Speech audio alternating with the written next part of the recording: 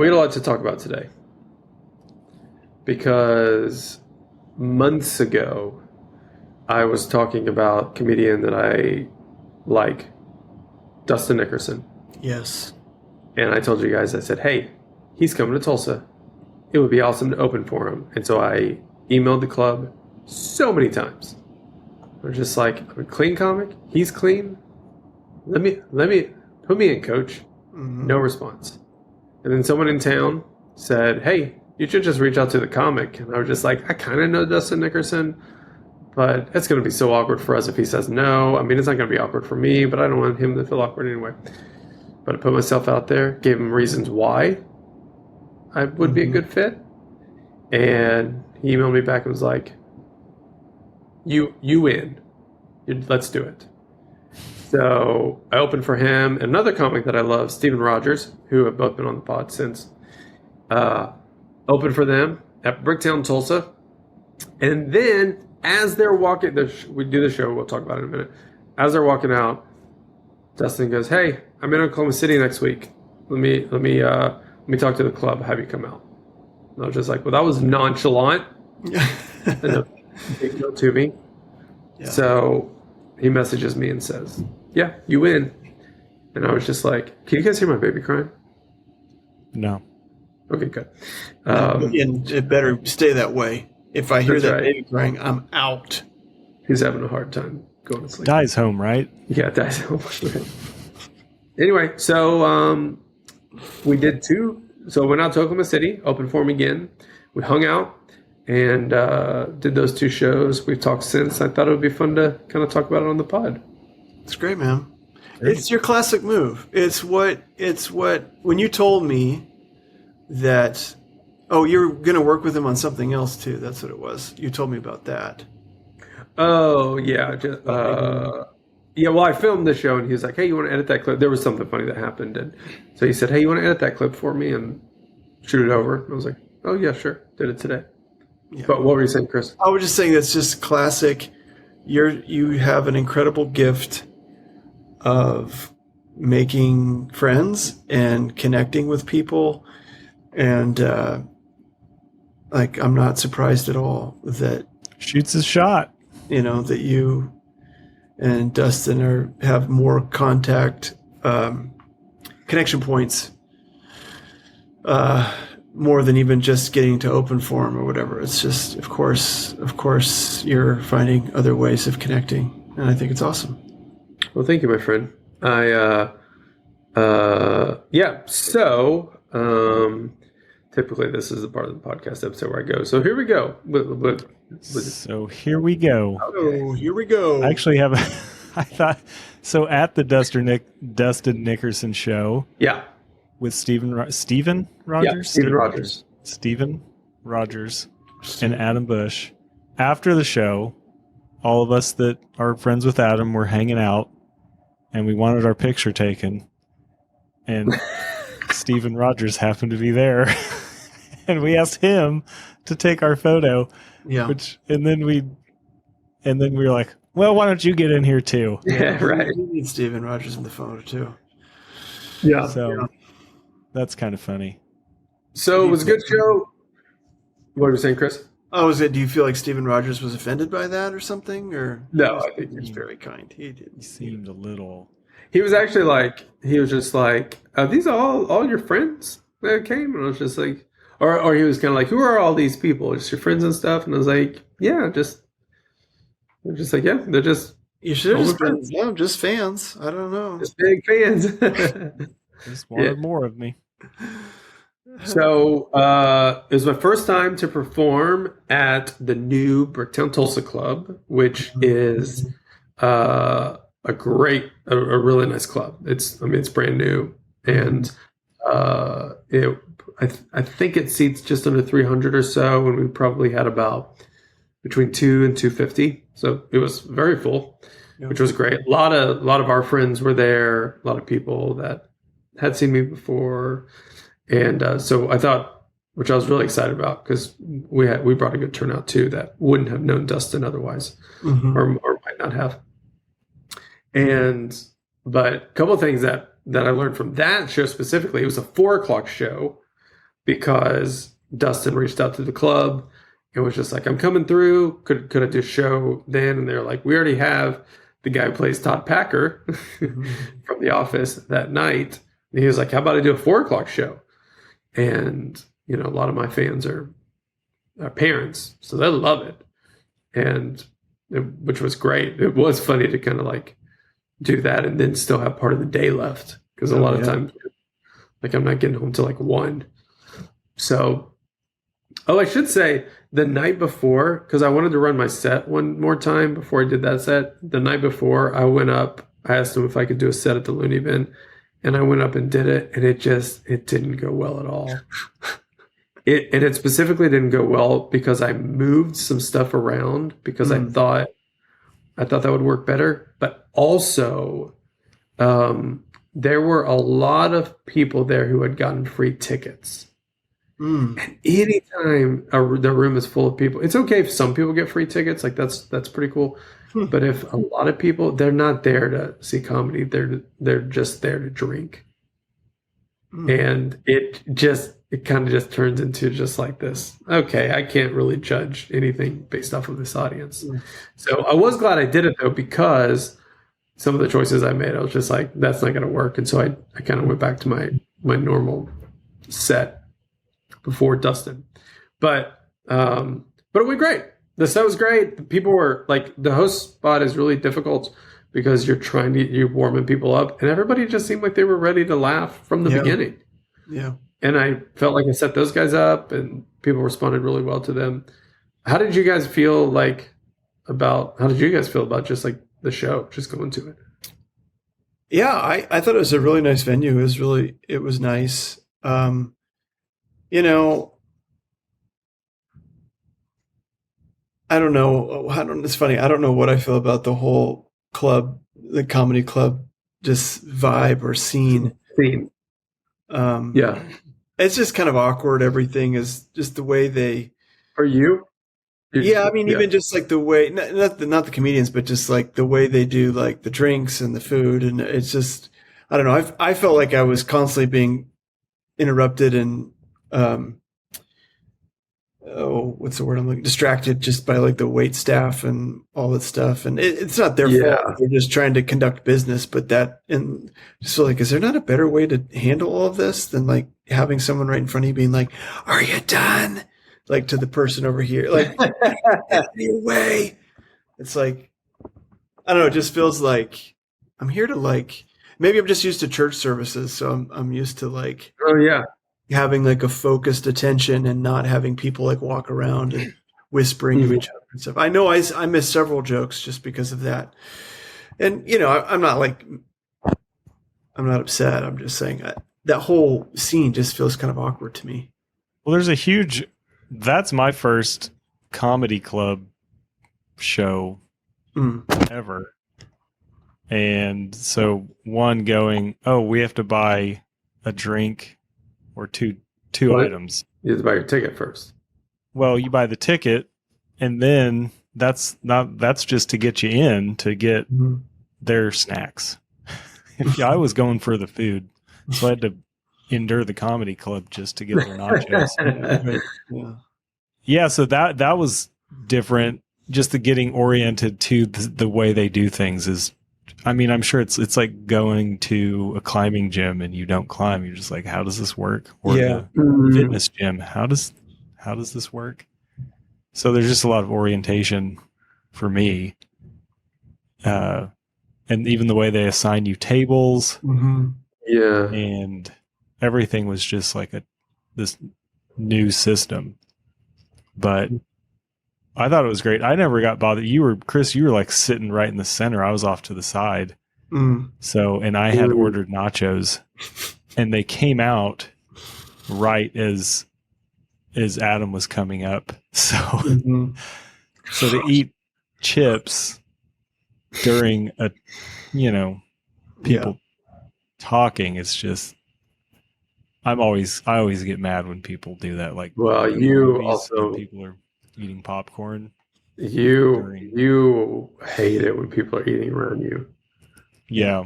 Yeah. Misophonia, guys. It's a real issue. So Yeah. you love What's it Stephen called again? King. Miss Misophonia. Misophonia. Yeah, it's like an audio kind of I had never heard situation. about it. I'd never heard of it until the Steven Stevens character. Like I would get a lot of comments about people saying my misophonia is flaring up with all the Oh, mouth. right, right. Oh, yeah. I I can't. don't have it in it. I think I might have No, some but I had. of it because I get very noises really agitate me. I don't Yeah, maybe not as hardcore as Gary, but I no, just don't get it's a as violent problem. as Gary does. You know. No, Yeah. I Yeah. don't. I won't joke about it about getting violent because I do get very like eating dinner at my house. I have to like rest. Like I have to just go in calm, just being like, all right, Wow. let's I've have eaten good with you family many, dinner. many times, and I don't feel like that's ever an issue. Or you've never said Yep. anything like it's an issue. Is it Yeah, just I mean, children or what? it's different, I guess, when it's just your family and or when there's less people. Hmm. And Quieter. one of Maybe you need two some of my white kids noise have during dinner. well, I usually play music or something, but two There of you my go. kids have braces, and so it's just added to the sound of lips. You know what's crazy is I don't like hearing people eat around me either, unless I'm eating. If I'm eating, it's Yeah, fine. yeah, yeah. But the moment, and Diana is the same way as me, and the problem is she eats so much faster than me, and so I'm always just like trying to like Oh, give her, right. Yeah. You like can I'm just keep up with her. naturally a slower eater, and so sometimes I'll just kind of walk away and finish my food just because I know if it bothers her the way it bothers me, like it would drive me nuts. Yeah, But back it to the show, Adam. Yeah, How did you feel like about your set, and how did you feel about like the whole night and all that?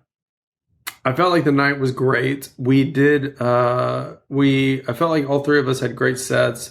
I felt, after you mentioned it, that I rushed a little bit. I did feel like you Uh, rushed. I was going to ask you if you felt like nervous or how did you feel?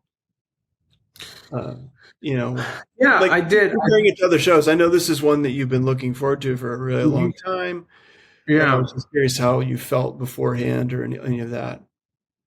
Yeah, I was a little nervous, not about my set because I've done listen, if you've been a comic if you're like regularly uh, performing, Mm-hmm. and if you're regularly performing, surely you can do 10 minutes Yeah. and kill. If you can't, I mean, I don't know. I'm not an expert of being a comedian, but I would just say, what's going on? What are you Mm-hmm. doing? And 10 minutes is nothing comparatively Mm-hmm. versus, Dustin did maybe 55 almost. So I just thought, yeah, I can do this. And I just had 3 weeks at the bin and I'd done way more time than that. So I felt good about that. Mm-hmm. What I was nervous about is what if they don't laugh? Yeah. That's, it's just like, also, these guys are like, I'm trying to do a good job for them. Like, Sure. if I don't do well, then Steven, the feature, has to, which I've had to do before as a feature, like has to get them where they need to be so that Dustin Mm-hmm. can, have a warm crowd. And like I think I was nervous more about just like the job of being Yeah. a host. Yeah. But it's always that first joke.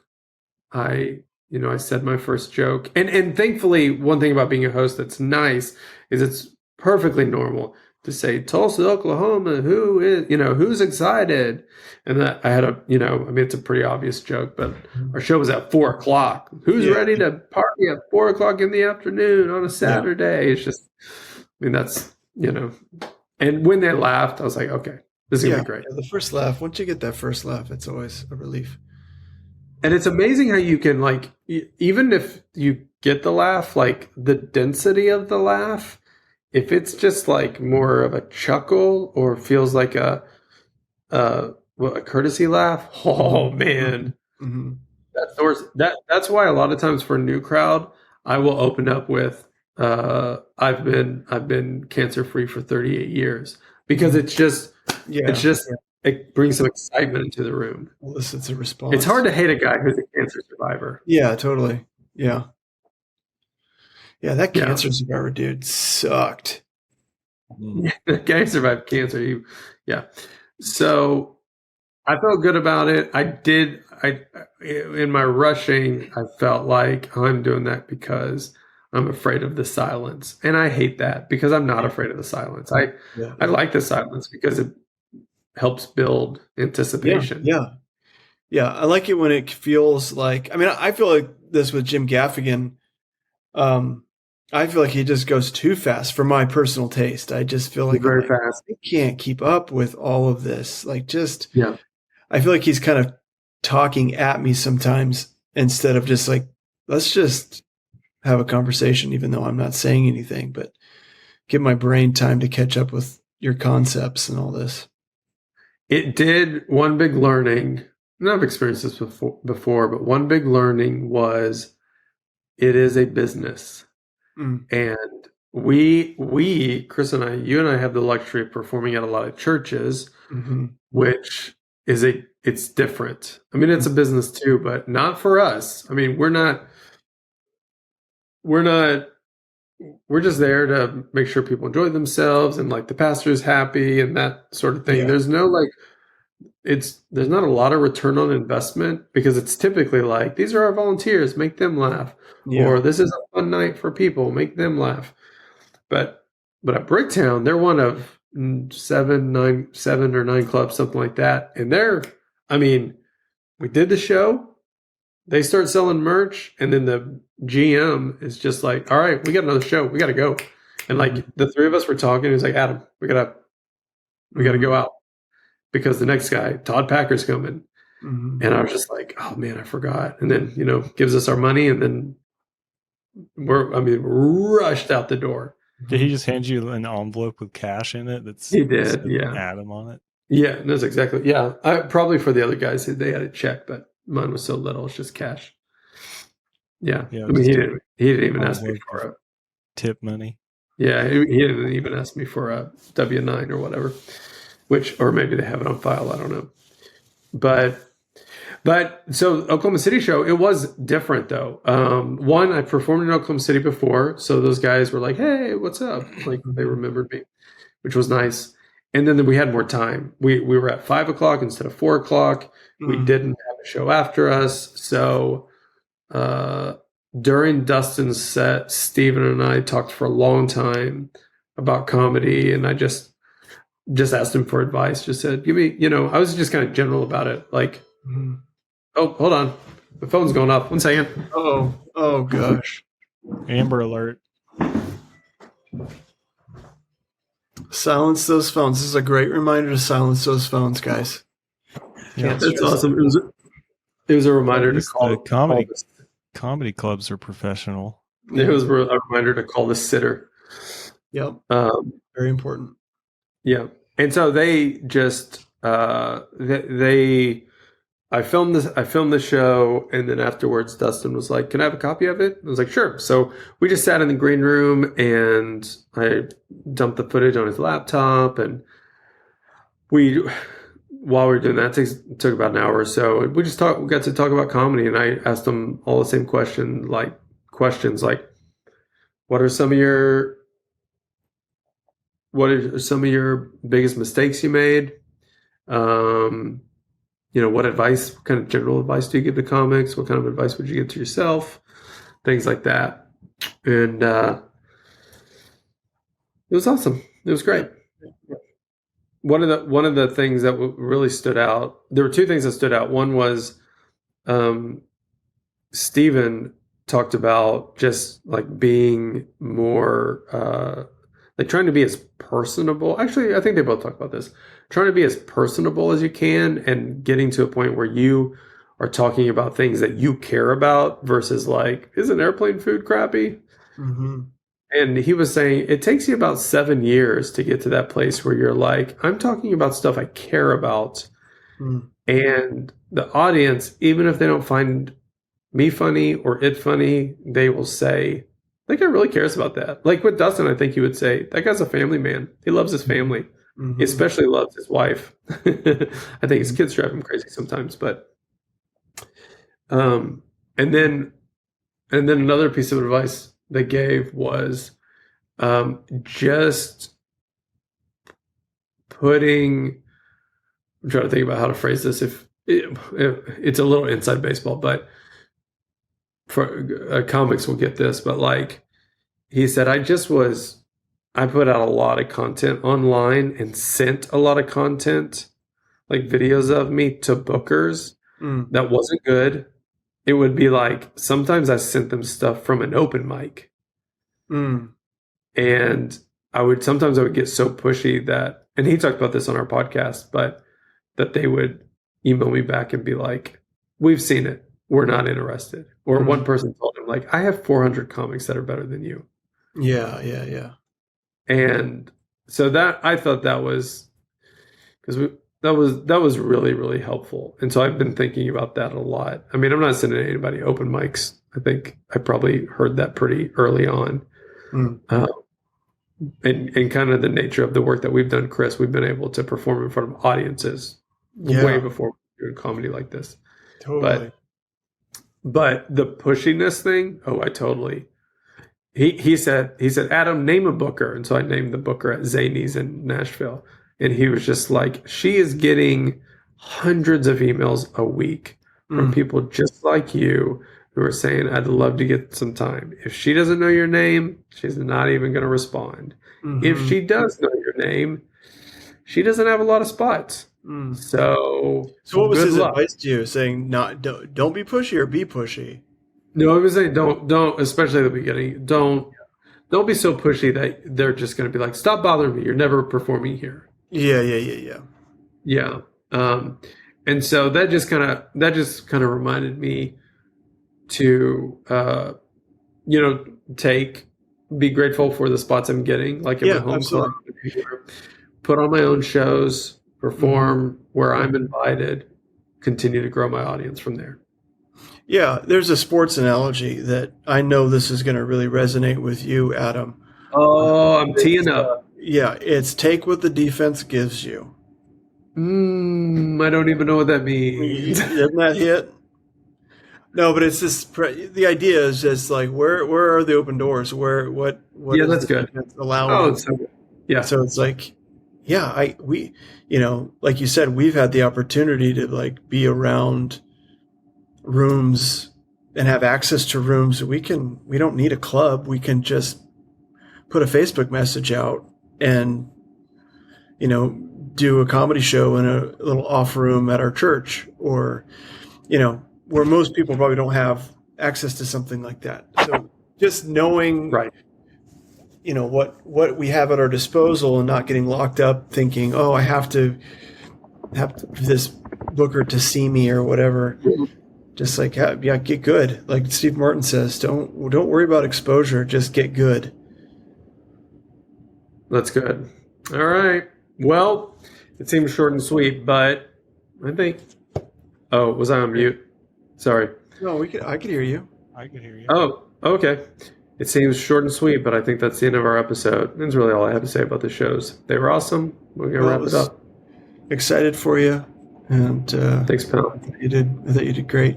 So, well, let's big shout out to our sponsors, Northern Creative. That's Gary's company. They do video production, animation, graphic design. Check them out at northern.work.